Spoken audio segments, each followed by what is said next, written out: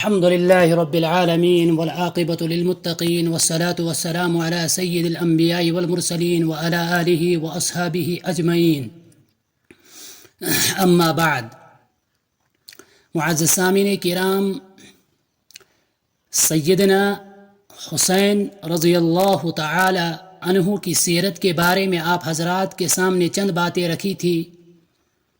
انہی میں سے آج بھی آپ حضرات کے سامنے کچھ عرض کروں گا کہ سیدنا حسین رضی اللہ تعالی عنہ گلشن نبوت کی بہار، حضرت فاطمہ رضی اللہ تعالی عنہا کے دل کا قرار، دوش نبوت کے شہ سوار، آل محمد کے تاجدار، ختم نبوت کی یادگار، علی اور عثمان کا پہرے دار، عزم و ہمت کی تلوار اور جنت کے نوجوانوں کے سردار.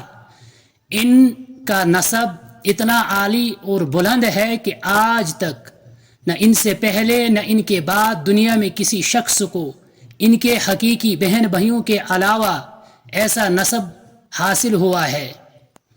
سیدنا حسین رضی اللہ تعالی عنہ کی جو والدہ محترمہ ہے وہ نبی اکرم صلی اللہ علیہ وسلم کی لخت جگر ہے.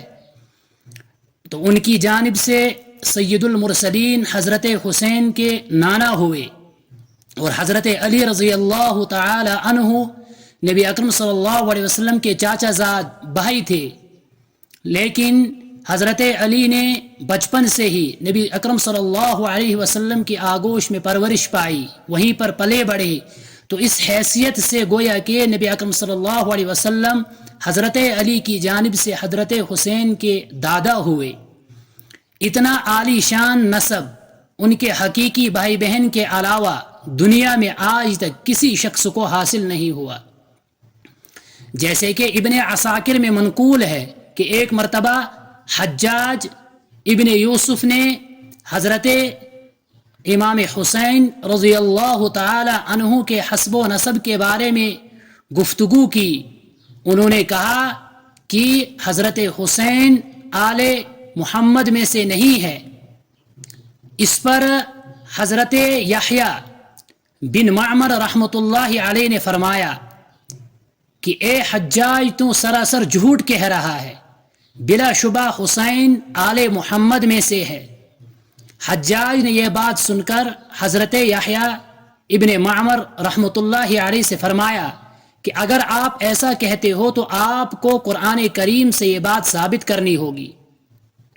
چنانچہ حضرت یحییٰ بن معمر رحمۃ اللہ علیہ نے قرآن کریم کی آیت تلاوت فرمائی، وَمِن ذُرِّيَّتِهِ داود وسلیمان وایوب وموسیٰ وہارون وَكَذَلِكَ نَجْزِي الْمُحْسِنِينَ وَذَكَرِيَّا وَيَحْيَا وَعِیسیٰ.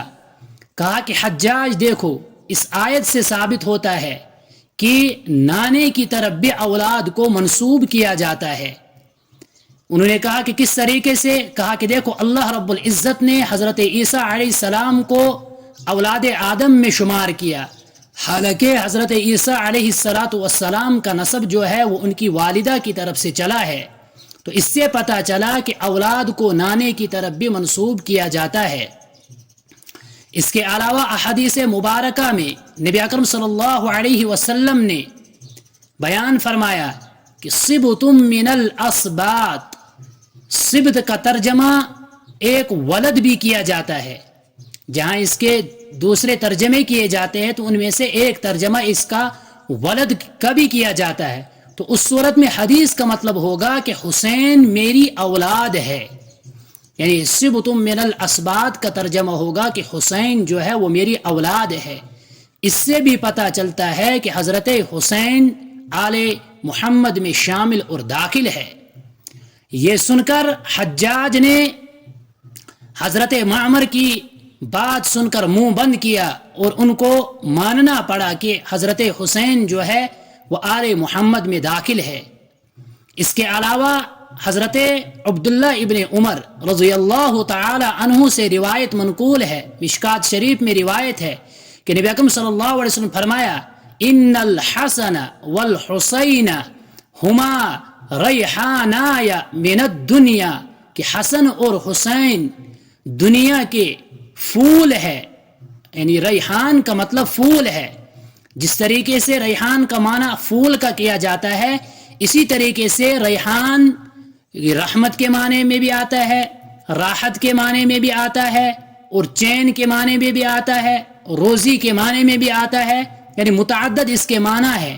تو جس سے پتہ چلا کہ حسین نبی اکرم صلی اللہ علیہ وسلم کی آنکھوں کی ٹھنڈک ہے، کہ حضرت حسین رضی اللہ تعالی عنہ آل محمد میں داخل اور شامل ہے.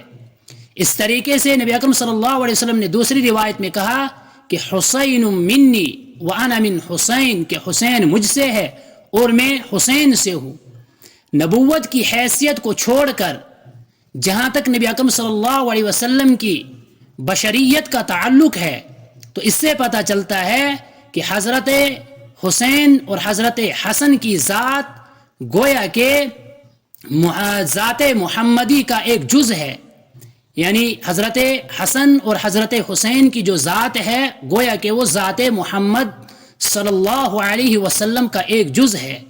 تو ان تمام روایات کو جب ہم سامنے رکھتے ہیں تو ہمیں پتہ چلتا ہے کہ حضرت امام حسین رضی اللہ تعالی عنہ جیسا نسب نہ ان سے پہلے کسی کو حاصل ہوا، نہ ان کے بعد کسی کو حاصل ہوگا، ان کے حقیقی بھائی بہنوں کو چھوڑ کر.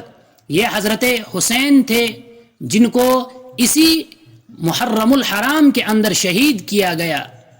ان کی سیرت کے متعلق آپ حضرات سے گفتگو ہوتی رہے گی. چند باتیں آپ حضرات کے سامنے آئی، انشاءاللہ اور کچھ باتیں آئندہ آپ حضرات کے سامنے آئیں گی.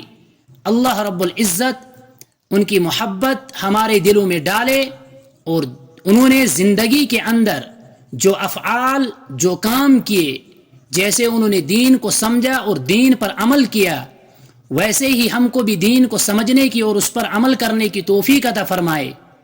اور ان کے نام پر میلاد منانا، ایسے خرافات کرنا، بدعات اور رسومات کرنا، ان تمام بری چیزوں سے ہم کو اللہ رب العزت محفوظ رکھے.